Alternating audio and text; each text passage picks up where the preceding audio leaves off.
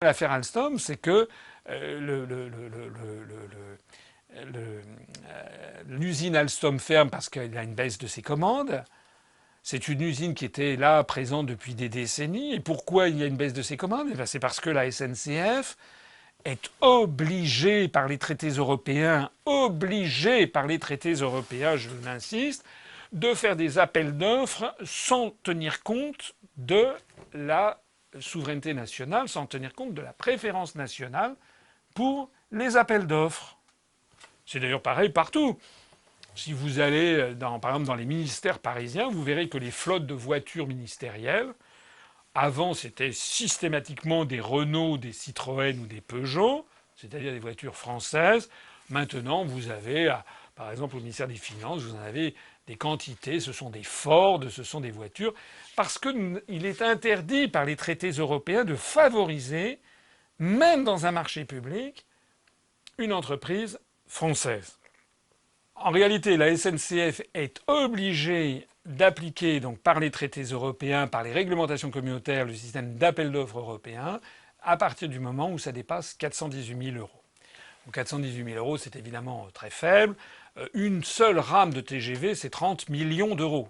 Donc vous imaginez à quel point, évidemment, on est tout de suite au-dessus de cette barre de 418 000 euros. Et c'est la raison pour laquelle la SNCF est donc obligée de passer des appels d'offres et au niveau mondial, et en tout cas européen. Alors, la SNCF, comme nos grands services publics, est en train d'être démantelée. Il y a eu un réseau ferré de France. J'en profite pour rappeler au passage à tous ceux qui m'écoutent et d'aller se renseigner sur la politique que nous proposons en matière de services publics. Nous venons de sortir une nouvelle question fréquente, une réponse aux questions sur la politique de l'UPR et ma politique dans mon programme présidentiel vis-à-vis des services publics. Je ferme ici la parenthèse. Donc, les services publics à la française sont en train d'être démantelés. Il faut savoir que la SNCF, par exemple, pour acheter ses locomotives ou ses rames maintenant, est obligée non seulement d'obéir donc à ces appels d'offres internationaux, mais a créé une société qui s'appelle Akiem, qui est la société qui s'occupe de ces acquisitions et qui est une filiale, tenez-vous bien, de la SNCF et de la Deutsche Bank, une banque allemande, à 50-50 s'il vous plaît, alors même que la Deutsche Bank d'ailleurs est dans une très mauvaise situation financière.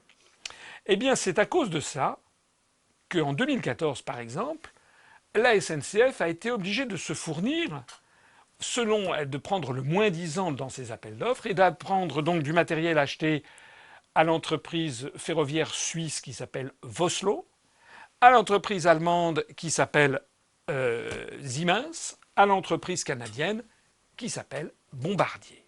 Donc cette affaire, c'est quoi? Eh bien, cette affaire, elle nous montre que l'on ne peut pas vouloir une chose et son contraire. Soit on veut favoriser le fabriqué en France, on veut surtout mettre un terme à l'hémorragie d'emplois industriels et l'hémorragie d'industrie tout court. C'est toute l'industrie française qui est en train d'être détruite. J'en parle depuis maintenant des années. Je renvoie à ma conférence sur les 10 raisons pour sortir de l'Union européenne. Le constat est extrêmement alarmant. La France est en train de se désindustrialiser à toute allure depuis des années. Donc soit on dit on donne un coup d'arrêt à ça, alors ça implique immédiatement de ne plus obéir aux traités européens, donc de sortir de l'Union européenne par l'article 50. Ou bien on dit non, non, non, non, non, non, non, il faut rester dans l'Union européenne, mais on va faire une autre Europe. Alors là, c'est les coups de violon, une autre Europe sociale, voilà. À ce moment-là, on est en train, pendant ce temps-là, de détruire notre industrie. C'est ça que je serais allé dire à Reims si j'avais été invité. Mais M. Gégaud et M. Montebourg savaient bien que c'était ça que j'allais dire. Et donc, eh bien, excusez-moi, mais ils avaient les pétoches. Parce qu'ils savaient que je n'aurais rien à me répondre.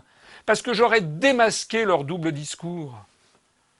Devant le parterre de chefs d'entreprise, j'aurais dit, ces gens vous mentent du matin au soir. Évidemment, c'est pour ça qu'ils ne m'ont pas invité. Je le reconnais. Ils se sont donc contenus à faire de l'enfumage. Donc M. Montebourg, ça a été un festival festival d'hypocrisie extraordinaire. Monsieur Montebourg qui s'est indigné de la fermeture d'Alstom, tout le monde, hein. Monsieur Mélenchon qui a réclamé la renationalisation, etc. Mais monsieur Mélenchon ne propose pas de sortir de l'Union européenne. On a même vu monsieur Macron, l'homme à l'écharpe du Dalai Lama, là, et celui dont les marcheurs n'existent pas. Je relance encore une fois un appel au secours. Si vous avez vu un marcheur de Macron, dites-le nous. Ça devient pathétique. On les cherche, on les trouve pas. Monsieur Macron, de l'appareil paraît-il, j'ai vu que, selon les dernières nouvelles, maintenant, il a 80 000 adhérents à son parti politique. Je rappelle que l'adhésion est gratuite. Hein, voilà. Donc à cette aune-là, s'il suffit de cliquer pour aller... Nous, on doit être à, je ne sais plus, quelque chose comme peut-être 400 millions d'adhérents à l'UPR. Donc M. Macron lui-même s'est fendu d'un communiqué en versant des larmes de crocodile, en s'indignant de la fermeture d'Alstom. C'est vraiment la pire politique aérienne. Et je voudrais vraiment que les gens ici qui m'écoutent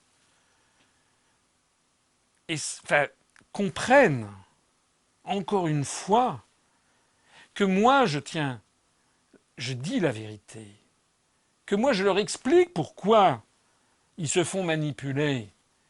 Il ne faut pas que vous vous laissiez embobiner par des propos de marchands de tapis. Ça n'est pas parce que M. Macron dit que c'est un scandale, la fermeture d'Alstom, ça n'est pas parce que M. Montebourg dit que c'est un scandale, ça n'est pas parce que M. Mélenchon dit qu'il faut renationaliser que ça va régler le problème. Il ne propose pas la vraie solution, qui est de reprendre les manettes, de reprendre le pouvoir, et qu'à l'Élysée, il y ait un patron qui soit là pour défendre l'intérêt du peuple français. Si je suis élu président de la République, je peux vous dire que la première chose, je renvoie à ma conférence sur le jour d'après. Moi, je ne tergiverserai pas comme Mme Theresa May pendant des semaines et des mois sur l'article 50. Hein, je l'ai dit, je renvoie à ma conférence. Dans les jours suivants, en arrivée à la présidence de la République, la première chose que je ferai, c'est que je convoquerai un sommet européen extraordinaire où je mettrai en œuvre l'article 50.